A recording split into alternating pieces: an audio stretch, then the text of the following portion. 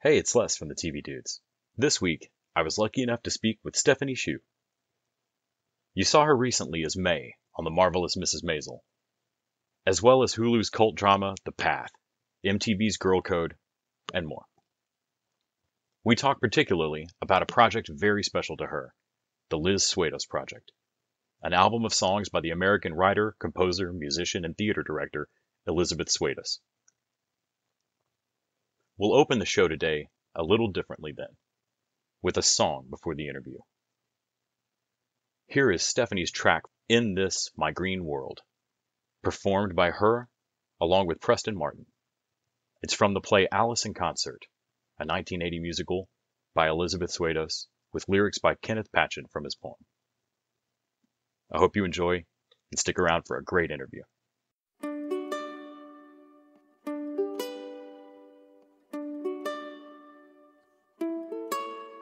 In this my green world, flowers, birds are hands, they hold me, I am loved all day. All this pleases me, I am amused, I have to laugh from crying. Trees, mountains are arms, I am loved all day. Everything pompous makes me laugh. I am amused often enough in this my beautiful green world. Oh, there is love all day. In this my green world, flowers, birds are hands, they hold me. I am loved all day.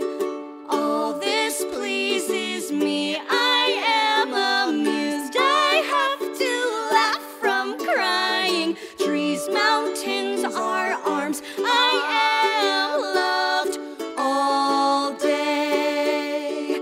Everything pompous makes me laugh, I am amused often enough in this my beautiful green world. Oh, there is love all day.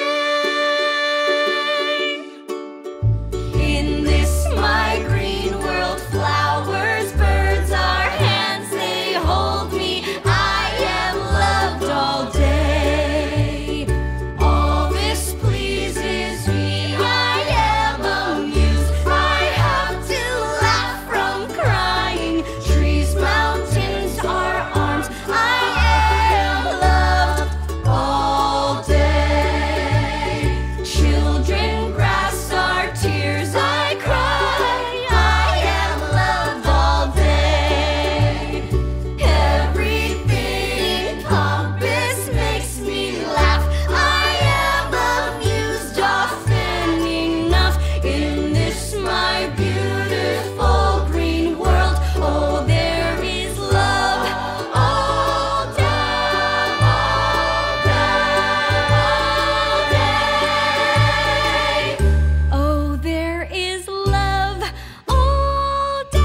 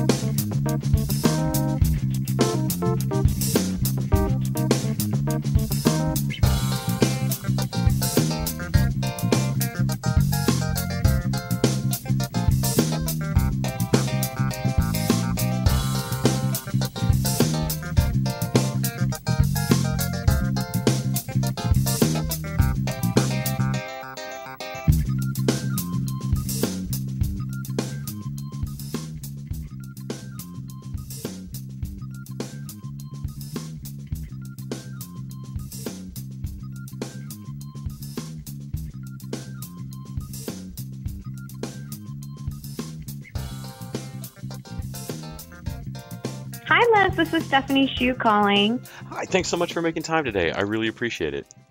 Yeah, of course. How's it going? Going really well, actually. Hopefully you're well as well. Good. Yeah. All things considered, I'm doing well. Yeah. Yeah, that's definitely a relative question in 2020. It is. I was really looking forward to the interview because Marvelous Miss Maisel, your character, particularly this past season, was one of my favorite things on the show. In all 3 years. Thanks. Thank you so much. I was definitely one of the people that couldn't figure out why Joel was in the second episode of season 1. Like, no, but we're done with him. That was wonderful, and he's gone now, right? And so Right. then Joel sticks around, and you get an arc with him. And I realized with the introduction of May that Joel really only becomes interesting to me as a character when faced with these amazing women. And I was totally. like, oh wow, you only really respond and bloom when you're when Midge is starting to succeed, and now when May clearly has all of her stuff together, so much better than Joel. Can you talk a little bit about getting the role and what you thought of the part when you first got there? Did it change any kind of hitting the ground? Yeah. So at the time, I was in tech for Be More Chill. We were prepping to open on Broadway, and I actually wasn't even really auditioning because I was so focused on the show, and I just didn't have time, quite frankly. I was in the theater at every waking second.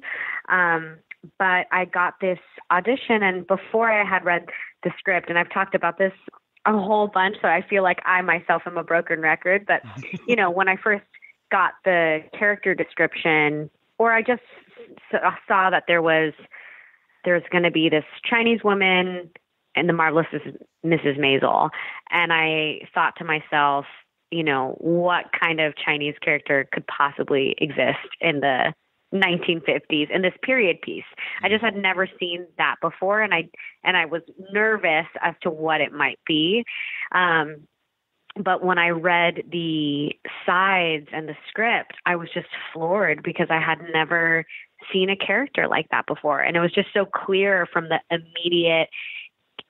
get-go that this character May was such quite frankly, such a badass and just such a strong woman who happened to also be Chinese. And I remember them asking too if I was fluent in Mandarin, and which I am. And so to the thought of exercising that muscle was really exciting to me as well.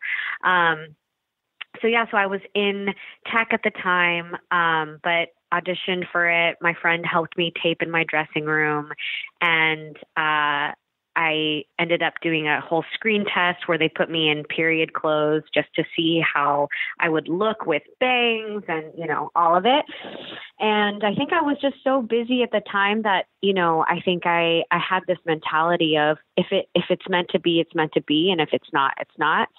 And I had known that the character of May might have an arc, but nothing was promised. It was just like, here's episode 1 and maybe there will be more. And so I could kind of tell too that, they wanted to see how I worked with Michael and if I was a good fit for the family, and luckily I was a good fit. And so I got to stick around, and it's been one of the most special roles I've ever gotten to play. I can't really think of a better way to get through that. Are they going to call me back nerves than having work to do that you care about? You not just cubicle work to do to keep you busy all day like you have your day job, but y'all were in the middle of moving that from Jersey to Broadway when you did that. That's wild. Yeah. Can you talk a little bit about that transition? I don't know that I've ever spoken to someone who the Broadway play they were on maybe where that wasn't already a quote unquote Broadway play when they got the role. Can you talk a little bit about being in a production that you care about? And I mean, I'm sure you've got to go all in to be on stage for it, and then to have it kind of get called up to the majors like that.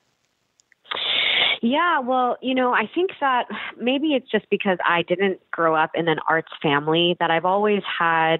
I think I have a pretty healthy relationship with the industry in that, being an actor means you're getting told no. Being in the entertainment industry in general, you're being told no infinitely more times than you are being told yes.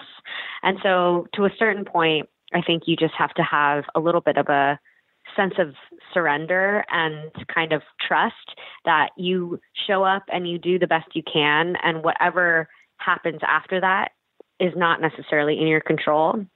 And a lot of my career thus far has been that way. I mean, I worked on SpongeBob in the very, very early stages of development from the very beginning, never even knowing that Broadway would be on my trajectory, and developed that show for 6 years and thought I was going to move to LA, and then got a phone call one day that was like, SpongeBob is going to Broadway. Do you want to come? And I started working on it before I even had an agent or representation or anything. And similarly with Be More Chill, that was my first. When we did it in New Jersey, it was my first ever union musical. I had worked a lot in musicals that were experimental with LIZ SWADOS, but I never really was a part of the traditional musical theater canon.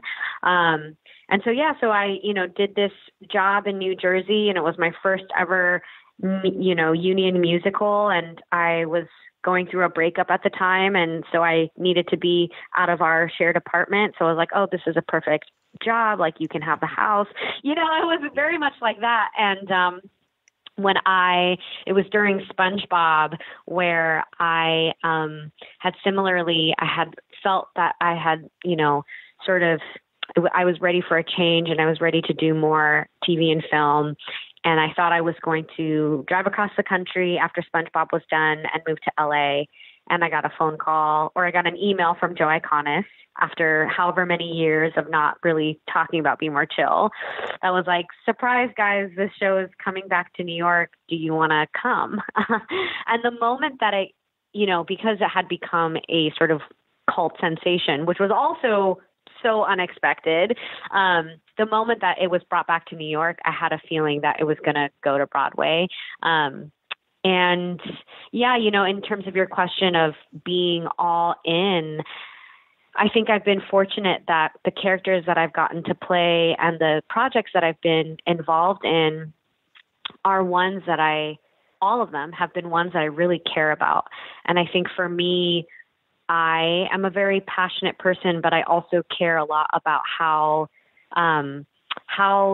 a piece is operating in the world at large and the why behind it. And so it really matters that whatever I am attached to, is something that I can put my all behind, not only as an artist, but as a person. And so I've been fortunate that the projects that have come my way have also been of that kind of caliber. And I think a lot of that actually is something that Liz taught me, because when I moved to New York, I thought I was just going to do experimental theater for the rest of my life. I wanted to do experimental theater for the rest of my life. I would go back to New York and do, a play at La Mama almost before I would go do a play on another Broadway run, because I really care about devising work and new work. But Liz, I think, really instilled in me at a very early age that the role of an artist is one that we have to be accountable for and take responsibility for, and be mindful about and challenging about the type of work that we put out into the world. That it's not just a fluffy career, Yeah. Can you talk a bit about getting involved with the LIZ SWADOS Project actual CD or album, and your contribution in This My Green World?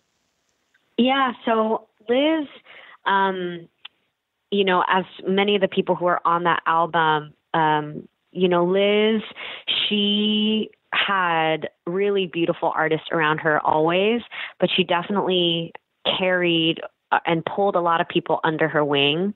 And I was just fortunate enough. I went to NYU and I met Liz my freshman year of college and worked with her all throughout college and after, until she passed away.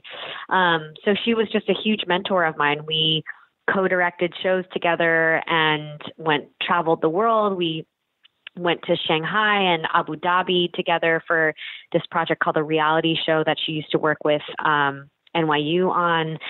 And so she just really always gave me, you know, it's funny, when she passed away, I was talking to some of my friends and we realized that she's someone who, if she saw something special in you, she would always make space available for you to step into your higher power that you don't even know you have. So her asking me to choreograph for her or assistant direct for her, I see in hindsight now that she was, and also, of course, be in her shows. I see in hindsight now that she was just seeing something in me then that I was too young to even really, I thought we were just having fun, you know, but I'm now seeing that that was boot camp and she was trying to help me strengthen my muscles so that I could continue forth with an artistic life in a very deep way. So when, you know, when Roz and Chris, when I heard that they were doing this album, I think for them it was just in some ways a no-brainer kind of who they were going to ask. And a lot of them were Liz kids, as we call ourselves. And, you know, you look at some of the artists on that album and they're such incredible artists and incredible theater artists that are really becoming more and more well-known or recognized or acclaimed for their work. And so many of them were touched by Liz. And so it's funny because in the public eye, you're like, oh, Grace McLean, she's amazing. And she is amazing. And she's a Liz kid. And all of us are Liz kids, you know, like more than a TV person, I'm a Liz kid, you know, I'm both, but those are the roots that I come from. Yeah, and I feel like that speaks to kind of what makes a good mentor, the idea of mentorship. I think so often the only things that make the papers are when somebody is just a truly horrific gatekeeper manager. And so we don't often hear about, you know, the folks who are genuinely good at that, at seeing not just seeing something or seeing talent or something that, oh, you're great and I could probably exploit you, but seeing it and going, oh, you're great and it will help me or not cost me any, I should open up a space for you. Yeah, totally. And we need that. I mean, I think that's the thing that I love most about New York and theater is that when it is a healthy environment, it is one where a community is constantly growing and the strength of the community is mirrored by the types of artists that they amplify and the space that they make for new creatives. And it's the old guards that get stuck and kind of don't evolve in a way that's exciting. Can you talk a little bit about the song selection? Were the tracks kind of a list that you got to pick from, or did you come to them and say, I absolutely must sing in This My Green World? So Chris and I have worked together a bajillion times before. Chris Kukul, I love him so much. He's one of the most, I would say, actually, I'm going to say he's the most talented music director I know. And I worked with him a bunch with Liz. And I think a lot of us on that album worked a lot with him, with Liz. And so he came to us with the song assignments. And a lot of it is because he knows our body of work, as well as Ghostlight. I would say that, you know, Ghostlight is also familiar with that roster of artists. Mm-hmm. But Chris, especially, Chris knows Liz's work forward and back, you know, left to right, upside down, sideways. And he also knows us in that deep level too. So he came in and gave us the song choices. It's great to have that level of trust of like, knowing this person knows my voice, knows this song, knows what they want out of this album. Chris is amazing. Chris is amazing. I wanted to mention, you were also on another show that I absolutely wish I had more of. I loved The Path. I really enjoyed that show. Oh, That's so funny. It's so funny because I haven't heard about that show in a long time, and you're the second person in the last week who brought up the Pats, and I was like, wow, people are watching that show. I mean, granted, I watch an absolutely astonishing amount of television, but hopefully other people watch it. That was a show that caught me off guard. I read the premise and went, that could be interesting, and then just really fell in love with the cast and the characters. You were really great on it. That's Joy. Thank you. Thank you so much for making time to talk to me about all of it today. Yeah. Thank you so much for having me. I hope you have a beautiful rest of the day. Thanks so much for your time. I had a wonderful chat. Bye.